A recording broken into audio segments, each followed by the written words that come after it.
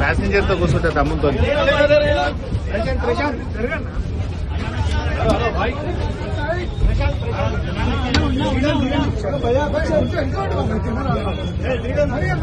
మీరు ఇంతమంది అయితే వేరే జనం తెచ్చుకోరా మరి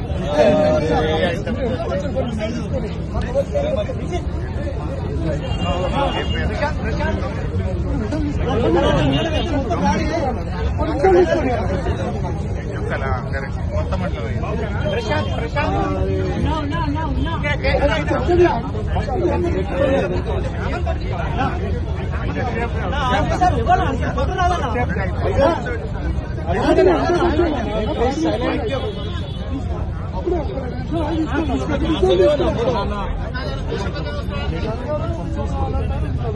అన్న బయట 5 నిమిషాలు టైం ఇద్దాము కొంచెం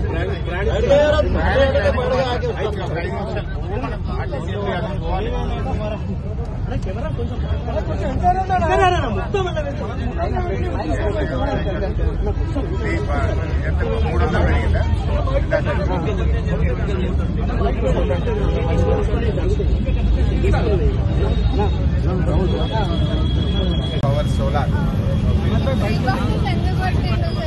అందరు ఎంత కష్టపడుతున్నారు ఎక్కడానికి అసలు ప్లేసే లేదు బస్సెస్ ఆపుతలేరు ఇష్టం వచ్చినట్టు మాట్లాడుతున్నారు అసలు ఎవరికి పెట్టమని ఎంత కష్టమైతుంది సార్ ఎంత అసలు ఏమంటారు పబ్లిక్ ఎక్కువ అవుతారు బస్సులు ఆపుతలేరు చాలా ఇబ్బంది అవుతుంది పెట్టినాక అసలు పబ్లిక్ కి కొంచెం కూడా అసలు రెస్పెక్ట్ అనేది ఇస్తలేరు ఇష్టం వచ్చినట్టు మాట్లాడుతున్నారు మీరు అనేది ఏంటంటే మంచిగా మాకు రెస్పెక్ట్ ఇవ్వాలి సీట్లు ఉండాలి సీట్లు కాదు టైం కి బస్సెస్ ఆపితే చాలు ఈడ బస్ స్టాప్ ఉంటే ఆడవాళ్ళు బస్ స్టాప్ ముందర ఆపుతారు ఉరుకుకుంటూ టైం కి బస్సెస్ కూడా లేవు బస్సులు లేవు పబ్లిక్ ఎక్కువ అవుతుంది సార్ బస్సెస్ తక్కువ ఉన్నాయి పబ్లిక్ ఎక్కువైనప్పుడు బస్సెస్ పెంచాలా లేదా ఫ్రీ బస్సెస్ పెట్టినాక మళ్ళీ దానికి తగ్గట్టు తీసుకోవాలా లేదా ఫ్రీ ఉంటే కంపల్సరీ పబ్లిక్ ఎక్కువ అవుతారు కానీ బస్సెస్ లేకుంటే ఇట్లా దానివల్ల ఏమంటారు బస్సులలో ఎక్కువ మంది అయ్యి ప్రెస్సింగ్ అయ్యకుండా చాలా ఇబ్బందులు పడుతుంది నేను అడుగుతానమ్మా కొన్ని బస్సులు పెంచేటట్టుగా ప్రయత్నం చేస్తాం వీళ్ళు టాక్ ఇన్ అసెంబ్లీ ఏం పేరు పెట్టాను స్వాతి ఏం చేస్తావు జాబ్ చేస్తున్నావు ఎంత సంపాదిస్తావు 25,000 ఏం చదువు ఎక్కడ హ్యాబిట్స్ లో ఇంజనీరింగ్ కాలేజ్ ఉందా గుడ్ అమ్మా ఆల్ ద బెస్ట్ నమస్తే అమ్మా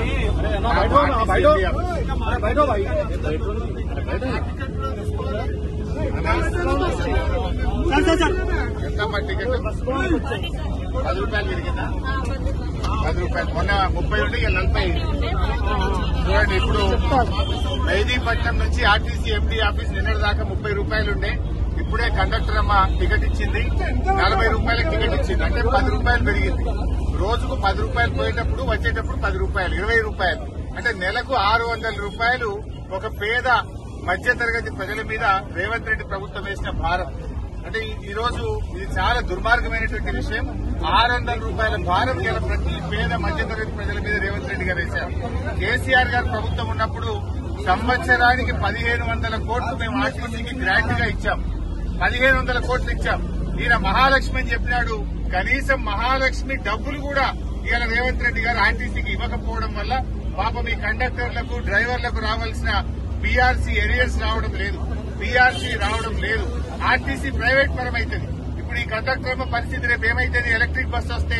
ఈమెను ఏ వరంగల్ జిల్లాకో నల్గొండ జిల్లాకో ట్రాన్స్ఫర్ చేస్తారు ఈ అమ్మ పిల్లలు ఇక్కడ చదువుతా ఉంటారు భర్త ఇక్కడ పనిచేస్తాడు రేపు ఈ కండక్టర్ పరిస్థితి ఏంటి నువ్వు హైదరాబాద్ ను మొత్తం ప్రైవేట్ పరం చేసి ఎలక్ట్రిక్ బస్సులు పెట్టి ఆర్టీసీ బస్సులు లేకుండా చేసి హైదరాబాద్ లో పనిచేస్తున్న 12,000 డ్రైవర్ కండక్టర్లను ఇవాళ నిరాశ్రయులు చేసి హైదరాబాద్ నుంచి పంపే ప్రయత్నం చేస్తున్నావు ఉప్పల్ డిపో అమ్మకానికి పెట్టినావు మియాపూర్ లో ఉండే వర్క్ షాప్ ను అమ్ముకుంటున్నావు జేబీఎస్ బస్టాండ్ ను హడ్కోలో 1,500 కోట్లకు కుదబెట్టి బస్టాండ్లను కుదబెట్టి అప్పులు చేస్తున్నావు రేవంత్ రెడ్డి ఇవాళ ఆర్టీసీని ప్రైవేట్ పరం చేసే కుట్ర చేస్తున్నావు పేద మధ్యతరగతి ప్రజల మీద భారం పెంచినావు. పెంచిన బస్ ఛార్జీలు వెంటనే దించాలని చెప్పి మేము డిమాండ్ చేస్తున్నాం. పెంచిన అదేవిధంగా బస్ పాసుల ధరలు కూడా దించాలని మేము ఈ రోజు డిమాండ్ చేస్తా ఉన్నాం. టోల్ గేట్ల పేరు మీద ధరలు పెంచినావు, పండుగల పేరు మీద ధరలు పెంచినావు, రౌండ్ ఫిగర్ పేరు మీద ధరలు పెంచినావు, సిటీ బస్సుల్లో 50% ధరలు పెంచినావు. ఎన్నిసార్లు పెంచుతావు? నీ 20 నెలల్లో 5 సార్లు బస్ టికెట్లు పెంచి పేదల ఉసురు పోసుకుంటున్నావు. ఆడోళ్ళకి ఫ్రీ అంటావు, మగోళ్ళ దగ్గర డబ్బులు వసూలు చేస్తున్నావు. ఈ ఆడికాడికి అయిపోయా. భార్యకు ఫ్రీ అంటే భర్త దగ్గర డబ్బులు వసూలు చేస్తే నువ్వు ఏం ఫ్రీ చేసినట్టుగా సమానం అయిపోయా. ఇప్పటికైనా రేవంత్ రెడ్డి గారు పెంచిన ధరలు తగ్గించాలని, ఆర్టీసీ కార్మికులను ప్రభుత్వ ఉద్యోగులుగా గుర్తించాలి, ప్రభుత్వ ఉద్యోగులుగా ఆర్టీసీ కార్మికులను గుర్తించాలని మేము డిమాండ్ చేస్తూ ఈ రోజు ఈ నిరసన కార్యక్రమాన్ని చేపట్టాం. ఆర్టీసీ బస్ ఎక్కి ఆర్టీసీ ఎండీ ఆఫీస్ కోసం ఎండీ గారికి మెమోరాండం ఇచ్చి పెంచిన ఛార్జీలు దించాలి, ఆర్టీసీ కార్మికులను ప్రభుత్వ ఉద్యోగులుగా గుర్తించాలి.